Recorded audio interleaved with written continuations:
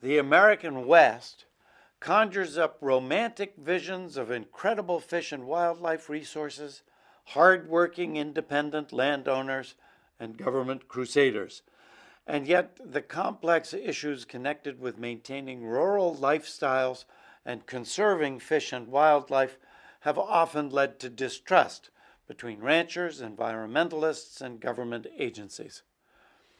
But something unique occurred in Montana's rugged and pristine Blackfoot Valley. It is called the Blackfoot Challenge. Led by Greg Neudecker of the U.S. Fish and Wildlife Service, a coalition has been forged among 600 different landowners, agencies, industries, and conservation organizations to protect and preserve thousands of acres. They do this through voluntary partnerships between landowners and government agencies that provide financial and technical assistance to ranchers who see themselves as stewards of a national treasure.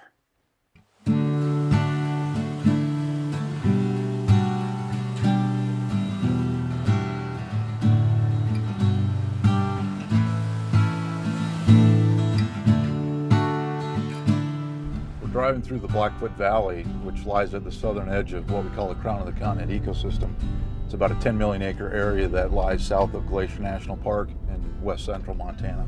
In the early 1990s, really no one was working together here in the Blackfoot. It was amazing. The agencies didn't know what other agencies were doing. The private landowners realized that there were so many government vehicles running up and down the highway with antennas looking at grizzly bears and native fish and whatnot, that they're also concerned that the government agencies weren't talking.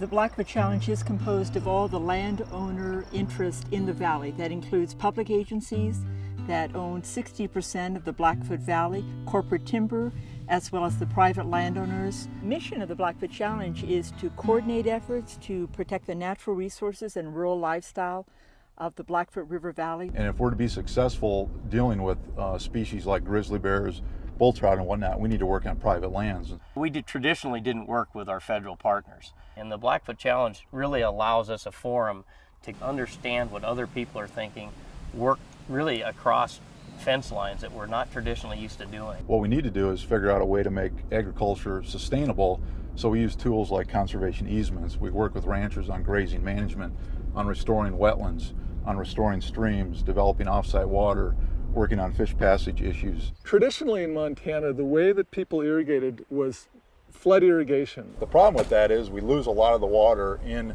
route to those fields. About 80% is inefficient. And when we was flood irrigating, that's why you could spend all day out here on that and still never get over the ground. We had a ditch that came for miles down through here and we lost water. And we begin to run into conflicts between the needs of the fishery and the needs of the irrigators. John and Irene Weaver are longtime residents here in the Blackfoot Valley. They own about 640 acres of grasslands and pasture lands with the North Fork of the Blackfoot River flowing right through the middle of it. So what we try to do is convert them over from flood irrigation practices to sprinkler irrigation practices that are a lot more water conservation friendly.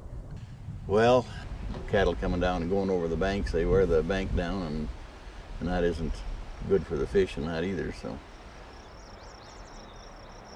Well, I think there was a great deal of concern about agency intrusion into their management of their land. A great deal of distrust of the guy with the government pickup and the clipboard. You have to begin, I call it, kicking dirt with somebody. You just have to talk about each other's kids for a while before you talk about what it is you might have that is in common other than kids. And building those relationships between the private citizenry and agency folks and building that trust, and that takes time. Hello. hi, Greg. How are you? Good to see you. Hi, John. How are you? Good. We've got more endangered species, I suppose, in Montana than anywhere in the country. We got the grizzly bear, we got the lynx, we've got the wolf, we've got everything out there that basically runs contrary to a ranching operation. But Greg facilitates. He's there to not only protect the wildlife and to manage the wildlife, but also be very, very sensitive to grazers and ranchers that have to make a living in that area. This is a solar panel off-site livestock watering development, and the energy is through solar panels. Pumps water from the ground into stock tank, which helps pull the livestock away from the river system, which restores that riparian area while providing better livestock utilization of the uplands. So that helped a lot. The stock water, we don't have to worry about it coming with the well up there. It's a solar powered pump and all that's in there, and that's so far it worked real good. Let us begin keeping with what this old world needs to make it through.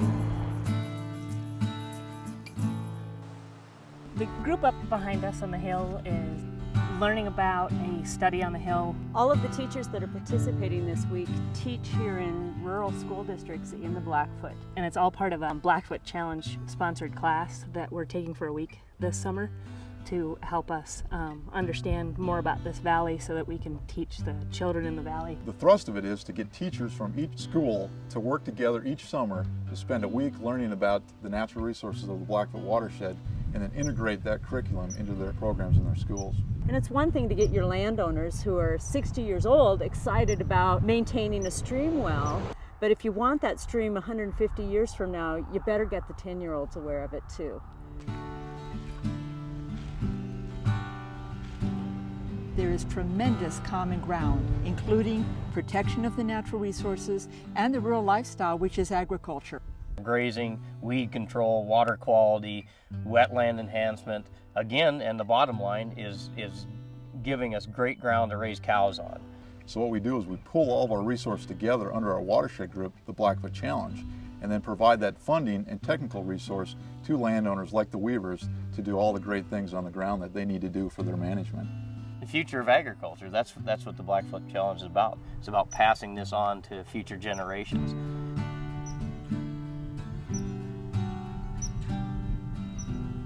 Randy Mannix is one of three brothers in the Mannix Brothers Ranch.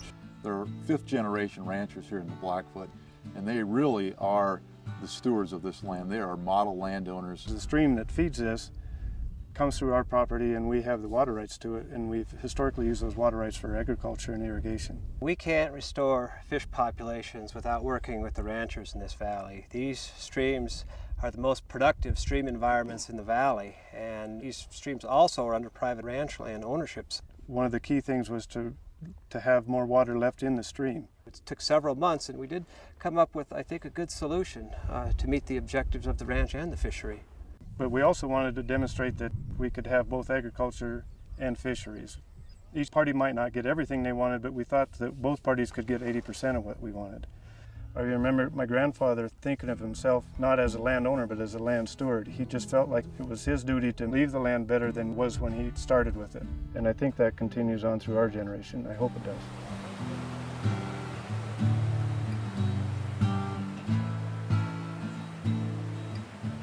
One of my roles as a biologist is to work with private landowners on habitat restoration and management. 200 years ago, Meriwether Lewis came through the Blackfoot Valley, and at that time he spotted all these different critters, and today, 200 years later, the only species that was missing was trumpeter swans. And in 1994, through an agreement with the Fish and Wildlife Service and Blackfoot Challenge and that private landowner, we were able to restore this 54-acre marsh. And so in 2006, we restored trumpeter swans back to the Blackfoot Valley to restore that whole system that Meriwether Lewis saw 200 years ago. I think the basics can be replicated, but it takes people that's dedicated to stay with it. The challenge is successful not because it has some new resource management technologies, but because it was able to create a community-wide response to resource issues. And so this was a chance for people to start talking slowly, very slowly, but it grew. In order to have a successful, locally led, cooperative conservation or watershed effort, you have to first build trust. You have to also have all the parties at the table. And you really look at what people are most concerned about and what they value. And you build that into a long-term program that's going to make a difference in your community, in your state, and in the nation. Montana is the headwaters to the nation. Our water flows to the Columbia and to the Pacific. to the Atlantic and the Hudson. What we do here affects the entire nation. We are all connected. We are an incredible ecosystem. We are all linked through the water systems, through the natural resource systems.